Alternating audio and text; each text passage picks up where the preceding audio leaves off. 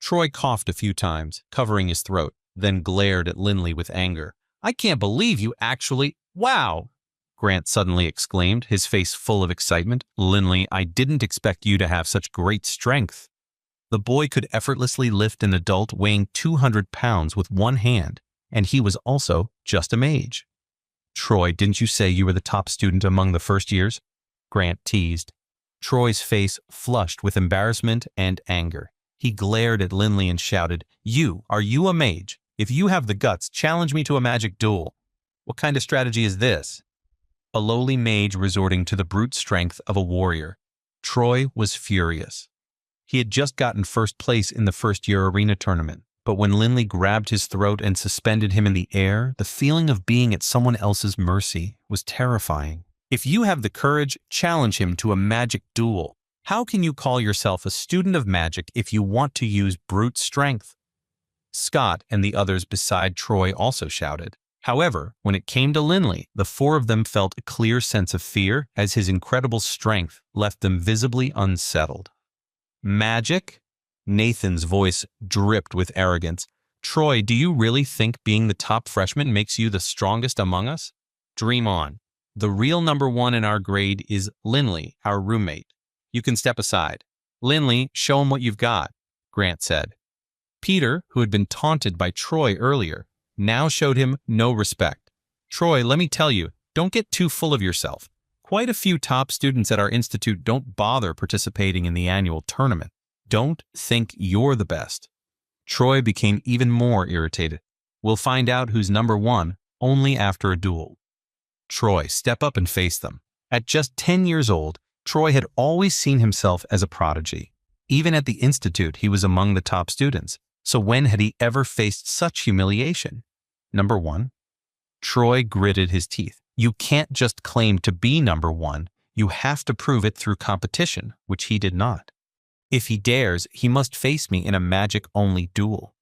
Troy was very confident in his magical abilities, since he had won first place through many competitions. Hey, isn't it strange that the inn management isn't stepping in to stop this? The management staff of the Grandview Inn were present but stayed at a distance, choosing not to intervene. They recognized the significance of the Oakfield cadets, understanding that these students represented the future leaders of their society. Given the importance of the cadets, the management took care to avoid provoking young Mr. Grant. Grant's status in the institution rose significantly, especially after he joined a course. After all, everyone in the inn knew he was one of their most regular benefactors. That's right. First place isn't just something you talk about, it's something you earn through competition. Linley stood up, his gaze cold. Troy, this magic duel needs some stakes to make it interesting. If you win, I'll keep my head down whenever I see you, but if I win, you'll have to keep your head down around me. Troy sneered. The stakes are too low. The loser not only has to steer clear of the winner, but also pay 100 gold bucks. How about that? Linley couldn't help but frown. His living expenses for a year were only 100 gold bucks, so the sum was a huge deal for him. Troy, you think 100 gold bucks is worth mentioning? How about this? The pays 10,000, Grant said with a confident smirk. 10,000? As soon as these words were spoken, many cadets gasped. 10,000 gold bucks was a significant amount for most of them. 10,000 gold bucks? Troy's heart trembled. Although Troy's family was quite prominent, they only provided him with 3,000 gold bucks for living expenses each year, so he didn't frequent the Grandview Inn daily. This visit was to celebrate his and Scott's rankings in the annual tournament. Don't have the guts? Grant flipped his student account card between his fingers. Troy, agree with him, Scott said on the side. The four of us can still come up with 10,000. I don't believe that this fool will be a match for you. Troy looked at the other three brothers. Okay, 10,000 it is. Troy sneered at Linley as he announced loudly, let's go. This place is too cramped for a proper showcase of our abilities. Let's head to the arena where the school competition was held. If you dare, follow me. With that, Troy strode out of the inn confidently, followed by his three brothers. We're coming, don't worry, Grant said, his eyes lighting up with excitement. Nathan and Peter were also quite thrilled, while Linley simply nodded with a calm smile. 10,000 gold bucks coming our way. How could we say no?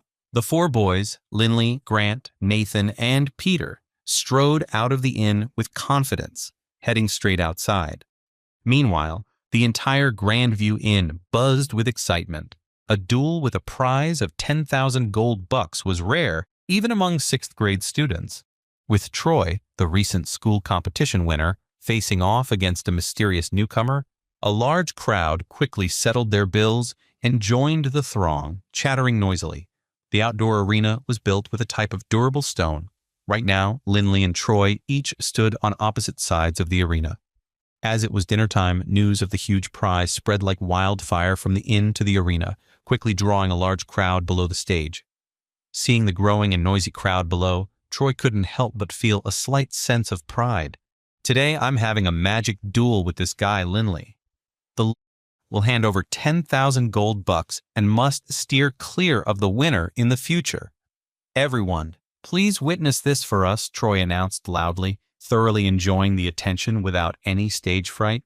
The crowd below immediately erupted in cheers and applause. After the school competition, Troy had gained a batch of supporters, while very few people even knew about Linley. As for Linley himself, he stood calmly on the edge of the arena. "Are you done talking?" Linley inquired. Troy smiled confidently. "All right, let's begin." Linley and Troy recited their magic spells almost simultaneously. They were both Tier 2 mages, so the magic spells were quite short, only a sentence or two. 7 green wind blades materialized suddenly and slashed directly at Troy. Troy simultaneously unleashed his magic, sending 5 red fireballs toward Linley. The wind blades flew much faster than the fireballs, forcing Troy to awkwardly roll on the ground to dodge them. Meanwhile, Linley gracefully sidestepped the fireballs with ease, his lips still moving slightly as he cast his second spell. Linley cast the spell, causing a low hum to ripple through the air as the ground trembled beneath Troy's feet. Troy felt the ground beneath him quiver like rippling water, making it impossible for him to concentrate on reciting spells. On the trembling ground, Troy could barely stand steady. He managed to awkwardly dodge 2 of the stones. 2 more hits in quick succession sent Troy tumbling off the arena platform, his body covered in dust. Linley triumphed in the arena match. With unwavering confidence, Linley gazed down at Troy, knowing his attacks were precise. He realized that if he had directed the rocks toward Troy's head, it could have been fatal. But as it stood, Troy would need up to a month to recover. A powerful mage with mastery over 2 elements. "We have such talent in our first year?" "I don't believe it," someone in the crowd remarked. Earlier, as fireballs flew toward him, Linley deftly dodged them while chanting spells, showcasing his quick reflexes and agility. "Troy, did you really think you were the best in the first year? Our dorm's 3rd-ranked student can easily defeat you using just magic," Grant laughed.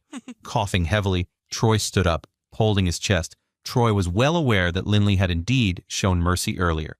"Grant, bring Linley with you tomorrow. I'll meet you at the treasury to transfer the money. I'm a man of my word."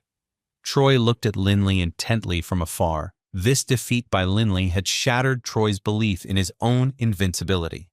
Having talent isn't enough. Without hard work, you can still be outperformed by others?